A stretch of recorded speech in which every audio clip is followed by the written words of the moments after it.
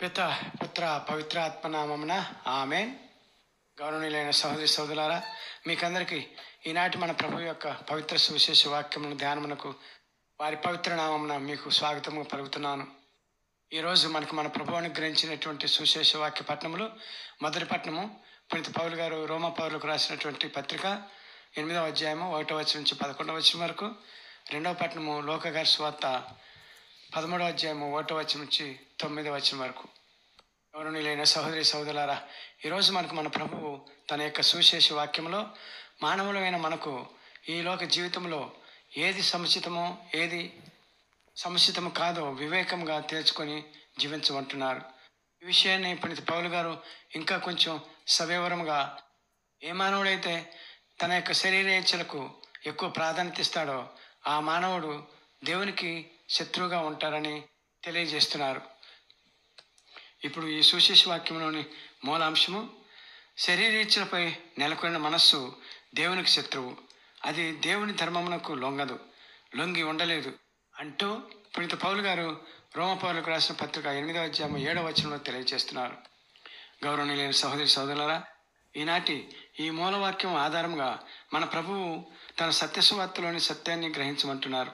కావున క్రీస్తు ప్రభుని సత్యాన్ని గ్రహించుటకు పవిత్రాత్మ దేవుని సహాయాన్ని అర్థిద్దాం. గౌరవ సహోదరి సహోదరులారా, ఈ రోజుటి దేవుని ప్రధాన వాక్యంలో పునీత పౌలు గారు దేవుని శత్రువులు ఎవరో, ఎలాంటి వారో, వారి తత్వం ఎలా ఉంటుందో తెలుపుతూ తదుపరి వచనంలో ఎవరు దేవుని సంతోష పెట్టగలరు, ఎవరు దేవుని సంతోష పెట్టలేరు అని కరాఖండిగా తెలియచేస్తున్నారు. మరి ఇంతకీ దేవుని శత్రువులు ఎవరు, దేవుని ఎవరు సంతోష పెట్టలేరు అను ప్రశ్నలు మనకు వచ్చినట్లయితే అందుకు సమాధానము మనకు ప్రధాన వాక్యము నుండి గ్రహించవచ్చు. ఆ సమాధానం ఏమిటంటే, శరీరేచ్ఛకు ప్రాధాన్యత ఇచ్చేవారు మరియు శరీరానుసారంగా జీవించేవారే దేవుని యొక్క శత్రువులు. అయితే ఈ శరీరేచ్ఛలకు సంబంధించినటువంటి అంశాలు వీటిని మనం తెలుసుకునేటకు ప్రయత్నం చేద్దాం. అవి ఏమిటంటే, మొదటిది ధన సంపాదనకు ప్రాధాన్యత ఇచ్చేవారు, రెండవది శరీర దారుఢ్యానికి అలంకరణకు ప్రాధాన్యత ఇచ్చేవారు, మూడవది ఆస్తులు కూడగట్టుకుంటకు ప్రాధాన్యత ఇచ్చేవారు, నాలుగవది శరీర సుఖమునకు ఎక్కువగా ప్రాధాన్యత ఇచ్చేవారు. అయితే వీటిలో ప్రధానంగా మనం చెప్పుకుంటున్నటువంటి శరీరేచ్ఛ అయిన ధన సంపాదన ప్రధానంగా జీవిస్తే అది ఎంత ప్రమాదమో ఈ సువిశేషంలో తెలుసుకుంటే ప్రయత్నం చేద్దాం.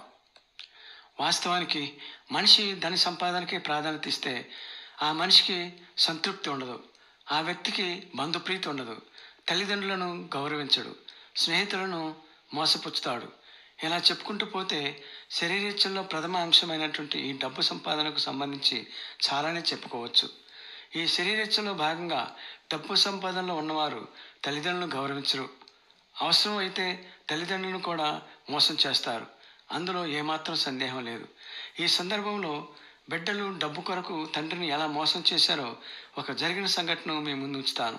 అది 1996వ సంవత్సరం.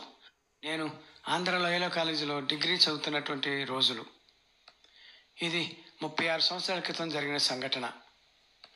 ఆ రోజుల్లో ఒకసారి నేను ఆదివారం రోజు మధ్యాహ్నం మ్యాట్నీ షోకి నవరంగ్ థియేటర్లోని ప్రార్థన అను సినిమాను చూడటానికి వెళ్ళాను.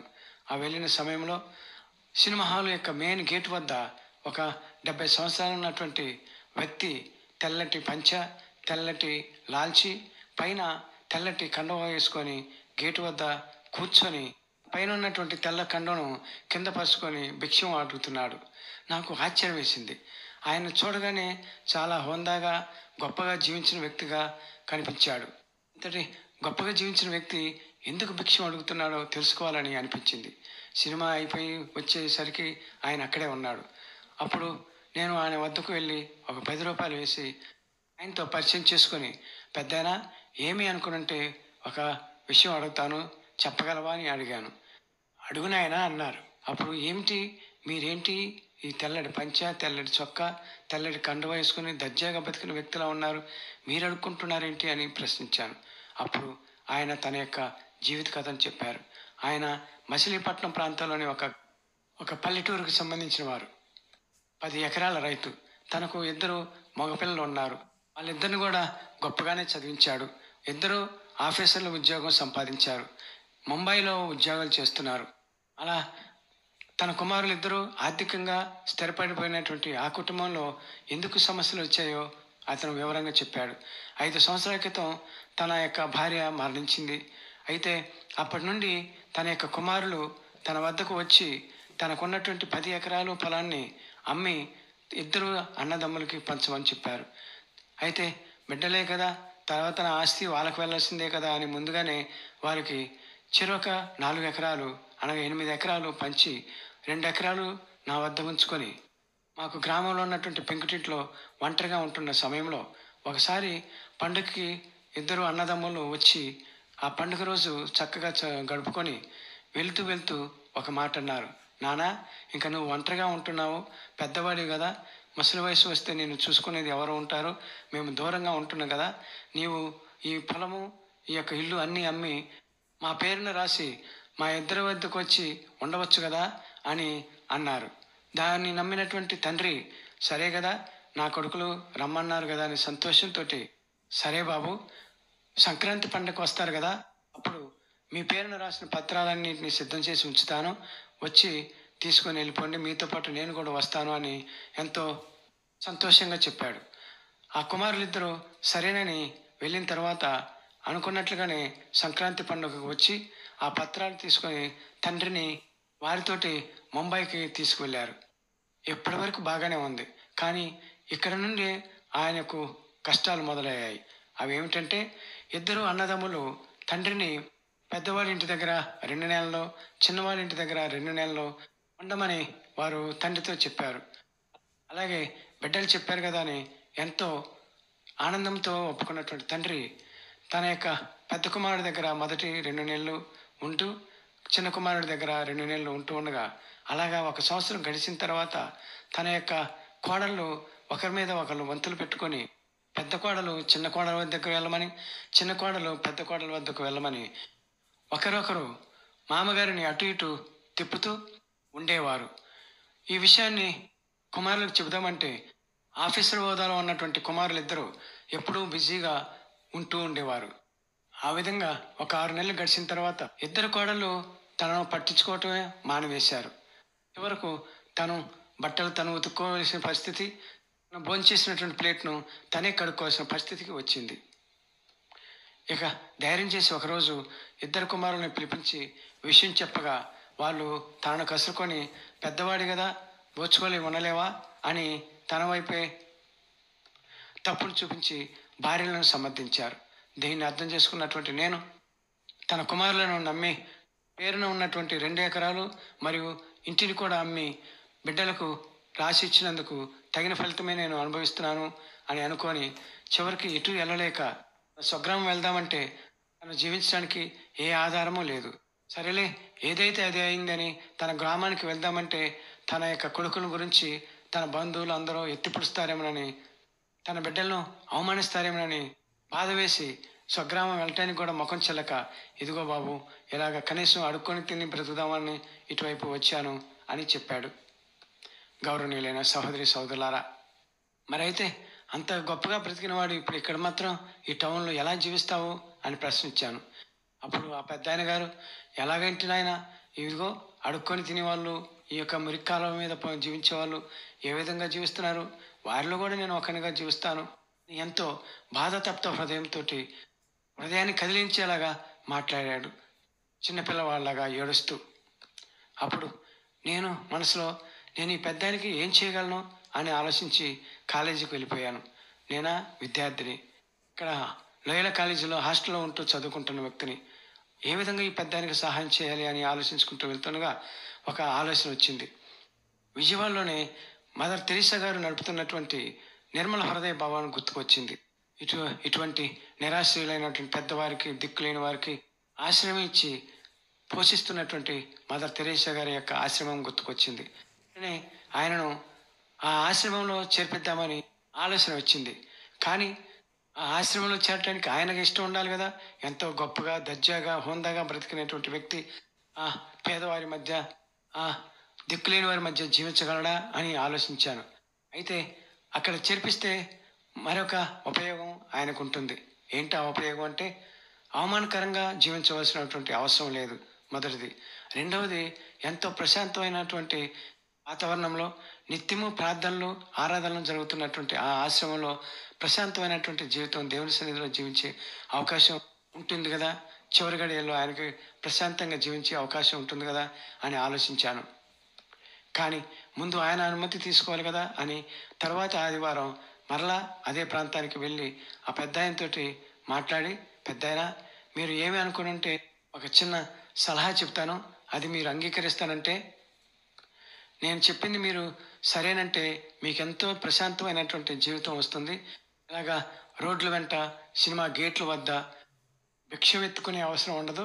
మీరు ఇప్పటివరకు ఎంతో గౌరవంగా దర్జాగా జీవించిన వ్యక్తిగా కనిపిస్తున్నారు కాబట్టి నేను చెప్పేది వింటానంటే చెప్తాను అన్నాను. వెంటనే ఆయన, అదేంటి బాబు, నా బిడ్డలే నన్ను రోడ్డున పడేస్తే నేనెవరో మీకు తెలియదు, మీరెవరో నాకు తెలియదు, కానీ నా బాగు కోసం మీరు చెబుతుంటే నేను ఎందుకు వద్దంటాను, చెప్పండి బాబు అన్నాడు. అప్పుడు ఏం లేదు పెద్దాయన, ఇదిగో ఇక్కడికి 1 కిలోమీటర్ల దూరంలో మదర్ తెరీసా గారు నడుపుతున్నటువంటి నిర్మల హృదయ భవనం ఉంది. అక్కడ మిమ్మల్ని చేర్పిస్తాను. మీకు ఎటువంటి ఇబ్బంది లేకుండా కంటికి రెప్పలా కన్నా తండ్రిలా చూసుకుంటారు. సమయానికి భోజనం పెడతారు, కావలసినవన్నీ సదుపాయాలు ఇస్తారు. మీరు ఉండటానికి, ఆహారం తినటానికి, అనారోగ్యంగా ఉంటే వైద్యం చేయటానికి ఎటువంటి ఇబ్బందులు ఉండవు. మీరు ఒప్పుకుంటాను అంటే, ఆశ్రమంలో చేరతానంటే నేను వెళ్ళి అక్కడ సిస్టర్స్తో మాట్లాడతాను అని చెప్పాను. అప్పుడు ఆయన ఎంతో సంతోషించి, చేరతాను బాబు, మీరు వెళ్ళి మాట్లాడండి అని అనగా, నేను అదే రోజు వెళ్ళి ఉన్నటువంటి నిర్మలా సిస్టర్ గారితో విషయం చెప్పగా మొదటగా ఆ సిస్టర్ గారు ఒప్పుకోలేదు.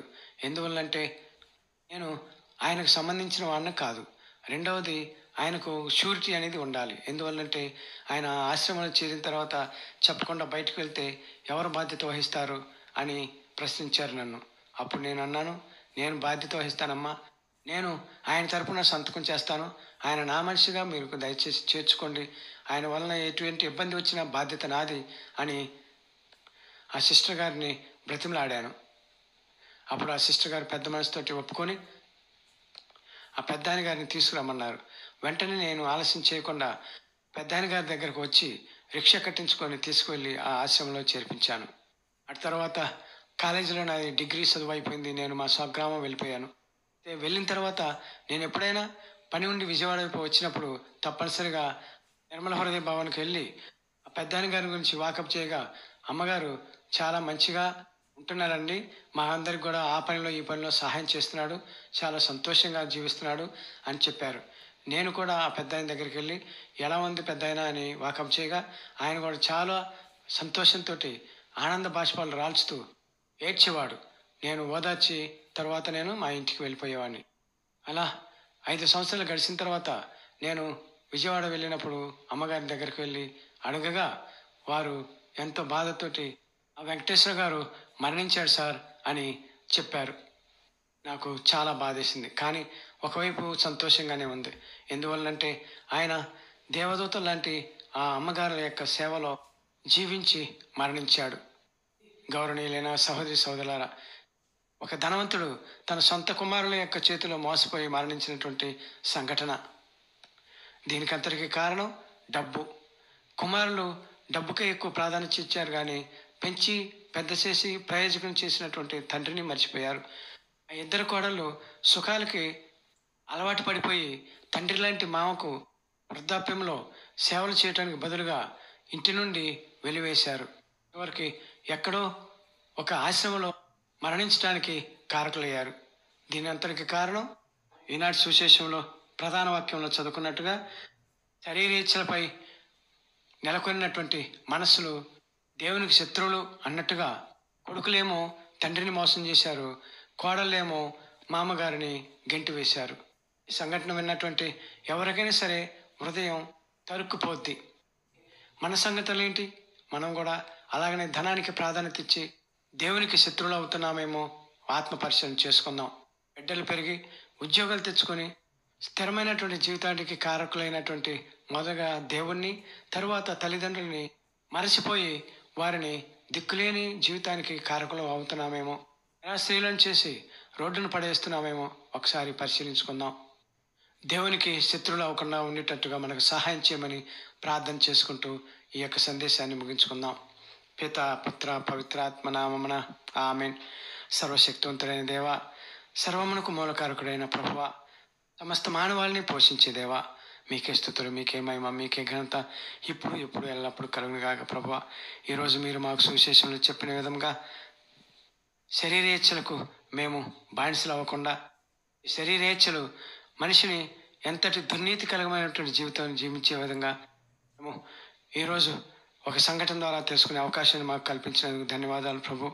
మేము తల్లిదండ్రులను గెంటివేసే పరిస్థితిలోకి రానివ్వకుండా వృద్ధాప్యంలో వారిని గౌరవిస్తూ ప్రేమిస్తూ మీ చిత్తానుసారంగా జీవించే భాగ్యాన్ని మాకందరికీ ప్రసాదించమని మా నాదును మీ కుమారుడైన యేసయ్య ద్వారా మేము ప్రతిమాలు ప్రార్థిస్తున్నాం తండ్రి. ఆమెన్.